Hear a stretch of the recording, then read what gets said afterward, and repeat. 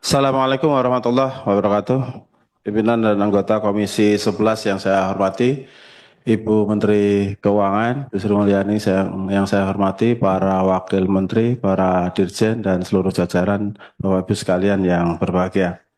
Pertama, saya ingin memberikan dukungan penuh saya terhadap efisiensi yang dilakukan oleh pemerintah sesuai dengan arahan Presiden Prabowo secara keseluruhan.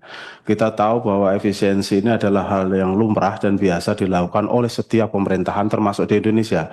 Dari presiden satu ke presiden lainnya, selalu efisiensi itu dilakukan. Tentunya kepentingannya adalah untuk mempertajam program-program prioritas dan sekaligus meningkatkan manfaat dari program-program itu secara langsung ke masyarakat.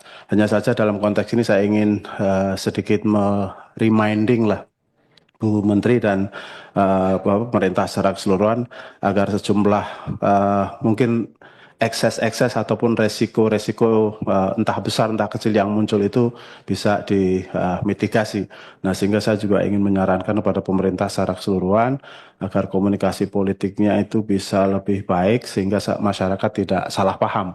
Karena tujuan efisiensi ini sangat baik untuk kepentingan masyarakat semua sehingga semuanya juga harus paham bahwa memang efisiensi ini sesuatu yang perlu kita lakukan bukan semata karena pertimbangan dari sisi fiskal, tapi juga peningkatan kebermanfaatan bagi masyarakat.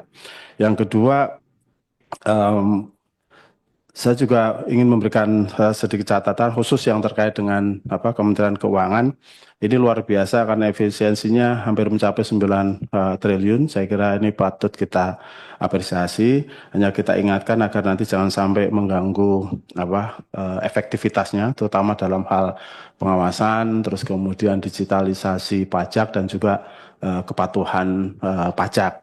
Kita juga ingin agar prioritas sektor-sektor strategis yang sudah menjadi rencana di Kementerian Keuangan juga bisa tetap berjalan secara baik dan juga kemungkinan resiko-resiko kebocoran seperti misalnya tax avoidance, misalnya kalau pengawasannya jadi agak melemah gara-gara efisiensi.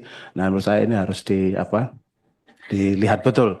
Nah, dan terakhir juga terkait dengan masalah SDM dan sistem IT-nya, karena ini menjadi salah satu tumpuan kita dalam rangka mendorong agar penerimaan negara maupun baik pajak maupun PNBP juga bisa tetap sesuai dengan target.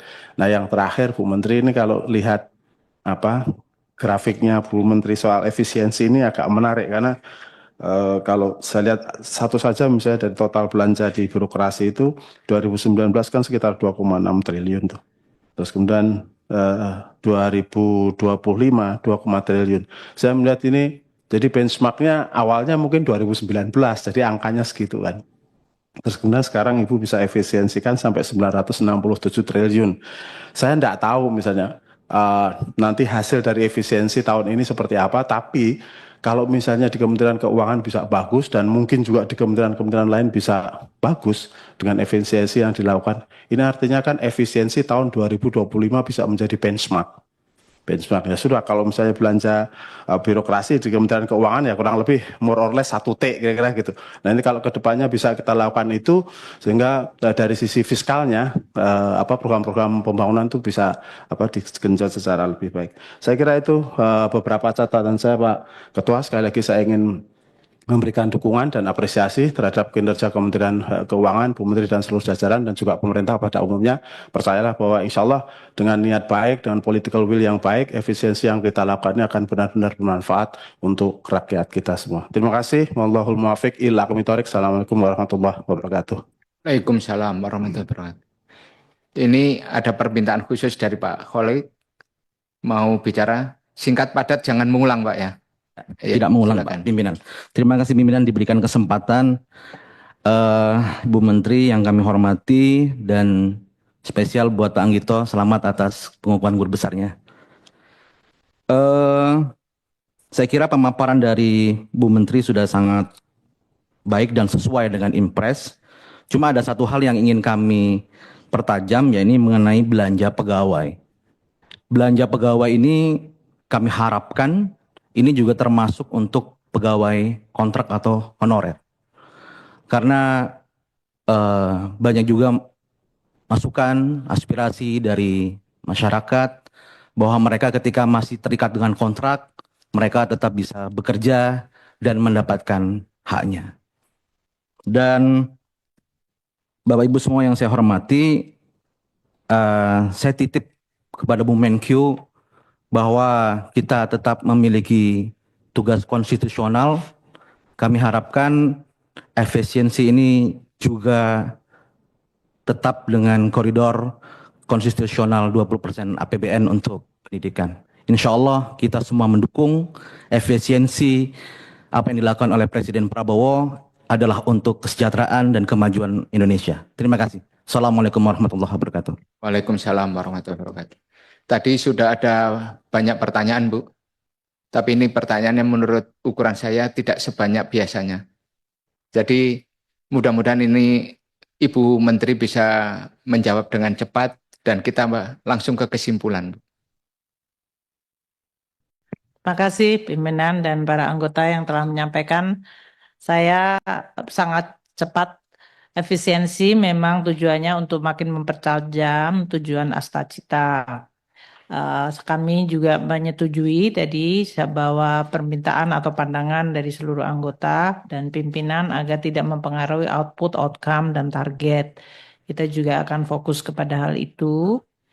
Kami juga menyetujui bahwa dari exercise efisiensi KL di 2025 akan dijadikan sebagai baseline seperti yang tadi disampaikan kalau ini menciptakan sebuah budaya baru untuk efisiensi dari birokrasi di seluruh kementerian lembaga sehingga tentunya nanti hasil dari 2025 akan digunakan untuk penyusunan 2026 juga Ibu. Jadi kalau 2026 kan belum kita mulai nyusunannya atau sedang dalam pemikiran sangat awal. Tapi memang yang sedang dilakukan saat ini diharapkan akan menciptakan sebuah budaya baru penekanan kepada pelaksanaan tugas secara efisien, secara cepat, secara baik, pelayanan publik tidak dikorbankan. Dan tentu berbagai target-target tidak akan kita lakukan pengurangan. Tadi untuk berbagai belanja sosial itu tidak dikurangkan sama sekali. Jadi nanti kalau kita lihat beberapa termasuk program-program yang melayani masyarakat, bantuan sosial, itu semuanya sudah sangat eksplisit tidak dipengaruhi. Kita nanti pasti akan melakukan inventarisasi dari seluruh kementerian lembaga sehingga kita bisa menyusun sesuai dengan spirit efisiensi tersebut. Saya rasa itu Bapak, jadi kami terus melakukan, terus juga tadi diingatkan Pak Khalid untuk 20% sesuai konstitusi, pasti kita juga akan jaga, jadi sesudah semua dari kementerian lembaga tadi kami kumpulkan, kita nanti akan memilah lagi supaya kemudian penggunaan dari efisiensi ini maupun kemudian compliance atau kepatuhan terhadap konstitusi tetap akan kita jaga. Demikian Bapak dan Ibu sekalian, terima kasih atas dukungannya. Saya rasa spiritnya adalah benar-benar membangun sebuah budaya baru di dalam bekerja. Terima kasih. Assalamualaikum warahmatullahi wabarakatuh. Waalaikumsalam warahmatullahi wabarakatuh. Terima kasih Menteri Keuangan.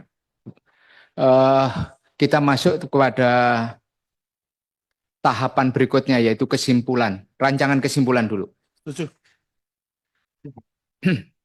Saya bacakan.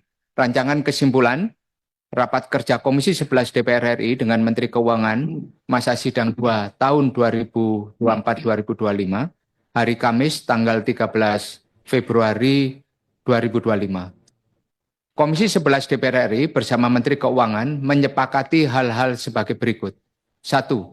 Komisi 11 DPR RI telah mendengarkan penjelasan dari Menteri Keuangan tentang rencana efisiensi belanja dalam pelaksanaan APBN tahun 2025. 2. Komisi 11 DPR RI menyetujui efisiensi belanja Menteri Keuangan dalam APBN tahun anggaran 2025 sebesar 8.991.815.007.000 rupiah dengan rincian dalam box yaitu nomor urut, program, pagu, dan efisiensi serta alokasi setelah efisiensi dalam rupiah. Semua catatan ini menjadi bagian penting di dalam rapat ini yang tidak saya bacakan satu persatu, tetapi secara program itu menyangkut ada 5 yaitu kebijakan fiskal, kemudian pengelolaan penerimaan negara, 3 pengelolaan belanja negara, 4 pengelolaan perbendaharaan kekayaan negara dan risiko, 5 dukungan manajemen.